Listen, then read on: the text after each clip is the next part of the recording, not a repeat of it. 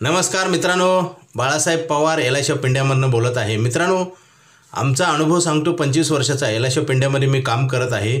बरेच व्यक्ती पॉलिसी करण्यासाठी टाळाटाळ करतात। मित्रांनो, त्याचे गंभीर परिणाम भविष्यामध्ये मोजावे लागतात। आत्ता आपल्या लक्षात येत नाही। आत्ता तर आपल्याला चांगलंच वाटतं आणि आपण जेव्हा नको म्हणतो तेव्हा आपल्याला काय वाटतं, आनंद मिळतो, म्हणजे तात्पुरता आनंद मिळतो। मित्रांनो, तात्पुरत्या आनंदामध्ये भविष्य खराब होतं। मित्रांनो, भविष्यात फार मोठं संकट असतं, हे 99% लोकांच्या लक्षात येत नाही।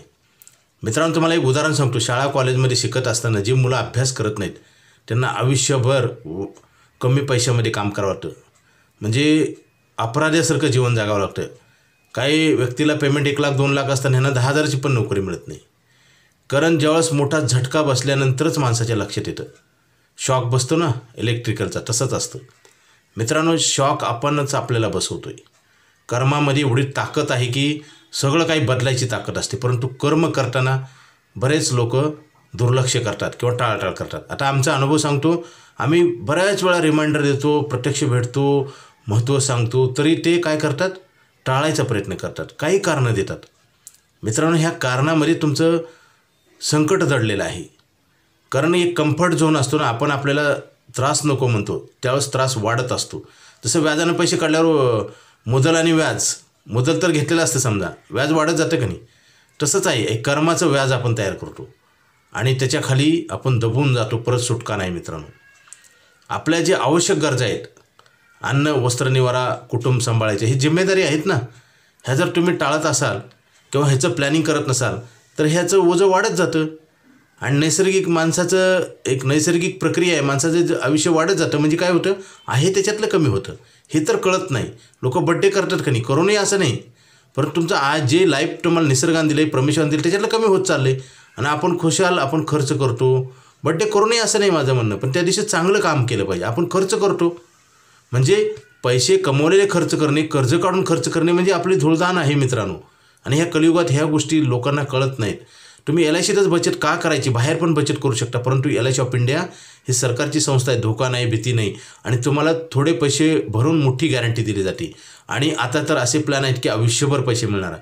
आयुष्यभर काम तर होतं का, 60 वयाच्या नंतर काम मिळत नाही, नोकरीतनं रिटायर होतो माणूस, इंद्रियाची ताकद कमी होते, काम मिळालं तरी करू शकत नाही, खर्च तर चालूच राहतो। हा भयानक प्रश्न आहे, हा मोठा भीषण प्रॉब्लेम, ही मानवनिर्मित प्रॉब्लेम आहे। जसं मी नेहमी सांगत असतो, पाऊस भरपूर पडला आणि धरणाची दारं तुम्ही नाही अडवली तर काय होईल, पाऊस पडून तुम्हाला पाणी प्यायला मिळणार। तशीच अवस्था आहे आज, पैसे कमवतो परंतु आपण ठेवत नाही, ठेवलं तर चुकीच्या ठिकाणी। गुंतवणूक कुठली वाईट नसते, परंतु मित्रांनो त्या गरजेसाठी असते। आता तुमच्या गरजा जीवन जगताना ज्या गरजा आहेत कंपल्सरी, त्याचे रेट वाढतात का नाही, आणि आपण दुसऱ्या साईडला काहीच प्लॅनिंग करत नाही। मग प्रॉपर्टी विकून दुसऱ्याला पैसे द्यायची वेळ येते की नाही, हॉस्पिटलच्या पॉलिसी नसतात काही जणांचं उताराव्यामध्ये पेन्शन नाही आता बऱ्याच लोकांना। तर हे प्रश्न तुम्ही तसेच ठेवता आणि कुटुंबाला पण फसवताय। आपण कुटुंबाला कसं फसवतोय, समजा एखाद्या व्यक्ती पैसे कमवतो, समजा 2 मुलं आहेत आणि मिसेस, 3 माणसाचं जीवन कुणावर अवलंबून आहे, एका व्यक्तीवर आहे ना। मग ती व्यक्ती सिक्युरिटी घेत नाही, जीवन असुरक्षित जगते, इन्शुरन्स नसतो आणि उद्या जर देव न करो अशा घटना घडल्या तर ते कुटुंब उद्ध्वस्त होतं। देश बर्बाद का होतो, हजारो लोकांनी प्लॅनिंग नाही नीट केलं तर काय होतं, हजारो लोकचं उत्पन्न कमी होतं आणि देशावर परिणाम होतात। देश श्रीमंत गरीब कसा बनतो, हे प्रत्येकाच्या व्यक्तीच्या माध्यमातून बनतो ना। मग आपण जर प्लॅनिंग नाही नीट केलं तर आपण देशावर सुद्धा हल्ला केल्यासारखं आहे। कारण आपण भारतामध्ये राहतो, भारताचं जर आर्थिक प्रगती करायची असेल तर आपल्याला चांगल्या गोष्टी केल्या पाहिजेत ना। पहिले तर आपल्या हिताचे असतात, परंतु देशाचा पण त्याच्यात फायदा असतो ना। तुम्ही जेव्हा चांगलं कार्य करता तेव्हा देशाचं पण हित आहे, समाजाचं हित आहे। मित्रांनो, आपला खर्च वाढत असतो, गरजा वाढत असतात, पण दुसऱ्या साईडला पैसे कमवायचे वय कमी होत चाललेलं आहे। 99% लोकांचं लक्ष नाही आणि पुढच्या क्षणाला काय होईल कुणाला सांगता येत नाही। आपण म्हणजे नैसर्गिक आहोत, परमेश्वराच्या रूपानं देवाने आपल्याला समजा थोडक्यात जन्म दिलेला आहे किंवा निसर्गातून आपण तयार झालो आहे। आपली गॅरंटी नाही, परंतु पैशाची गॅरंटी घेता येते ना।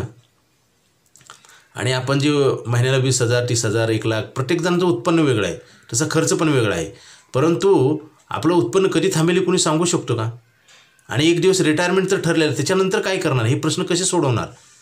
आता आपल्याला पेमेंट येऊन जर पुरत नाही, आपण जी पैसे नोकरी व्यवसायातनं जे कमवतो ते आपल्याला पुरत नाही, बरोबर आहे, आम्ही सगळीकडे जातो, पैसेच नाही म्हणतात, परंतु तुम्हाला एक दिवस रिटायर झाल्यावर उत्पन्न बंद झाल्यावर कसं चालवणार हा प्रश्न कुणाला विचारणार. मार्केटमध्ये म्हणू शकतो का आपण मार्केटमधल्या जे गरजा आहेत त्यासाठी लागणारे पैसे तुम्हाला द्यावेच लागतील ना, नंतर ते वस्तू मिळतील का. आता पेट्रोल 105 आहे, आता अजून समजा 5-10 वर्षाला 200 रुपये झालं, तुम्हाला द्यावं लागतील का नाही.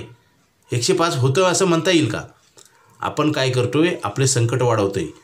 जो आपल्याला पॉलिसी काढा म्हणून सांगतो ना त्याचं नुकसान नाही तुमचं आहे, फक्त वेळ आलेली नाही. आणि आपण धोका खातो विचाराने आणि मनानं आणि दृष्टीनं. जसं मी नेहमी सांगतो आबाळ टेकल्यासारखं वाटते. टेकले का म्हणजे आपले डोळेसुद्धा आपले इंद्रियाचे पार्टसुद्धा आपल्याला धोका देतात आणि आपण तर देतो. म्हणजे आबाळ कुठं टेकलेलं नाही. डोळ्याने धोका खाल्ला.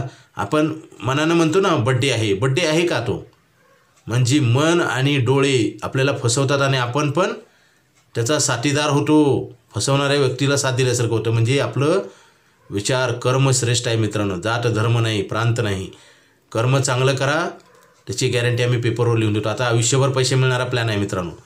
तुम्ही तुमच्या कुटुंबाला फसवताय. इन्शुरन्स पॉलिसी नको म्हणताय म्हणजे कुणासाठी नको म्हणताय, तुमच्या परिवाराला संकटात टाकताय.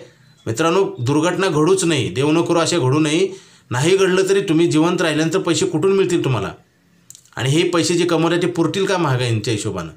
इन्फ्लेशन होते ना, महागाई वाढते ना.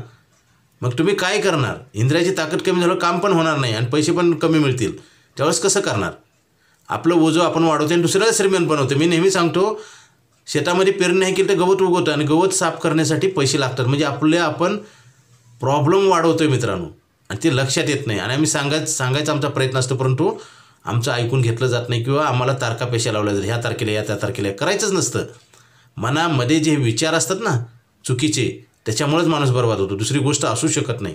आणि चांगलं सांगणाऱ्याचं न ऐकणे, कारण त्रास होतो ना थोडाफार. त्रास नको आहे, प्रॉफिट तर पाहिजे, असं होऊ शकत नाही.